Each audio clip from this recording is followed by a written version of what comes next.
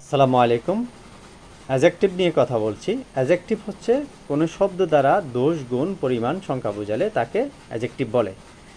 For example, he is a good boy, he gave me 5 টাকা, he is the first boy in the class.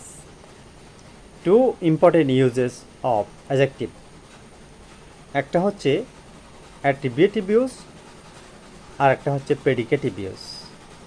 Attributive use বলতে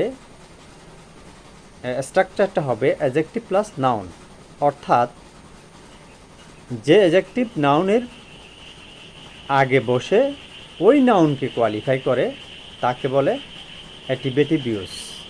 for example, he is a good বয়। এখানে বয় নাউনকে qualify করেছে good, সুতরাং এই বয় নাউনের আগে adjective বসে সেই নাউনকে কোয়ালিফাই করেছে, সো এটা হচ্ছে অ্যাট্রিবিউটিভ ইউজ। 2 নম্বর হচ্ছে প্রেডিকেটিভ ইউজ।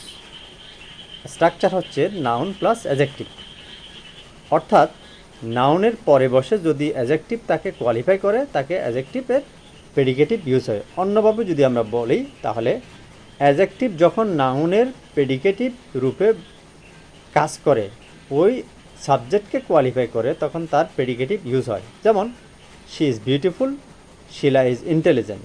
এখানে শি প্রোনাউনটা হচ্ছে সাবজেক্ট আর বিউটিফুল এটা হচ্ছে অ্যাজেক্টিভ, এটা প্রেডিকেট হিসেবে ইউজ হয়েছে। শিলা ইজ ইন্টেলিজেন্ট, এখানে ইন্টেলিজেন্ট হচ্ছে অ্যাজেক্টিভ, শিলা হচ্ছে noun. Thank you very much. আশা করি বুঝতে পেরেছেন। Please stay with English point. আসসালামু আলাইকুম।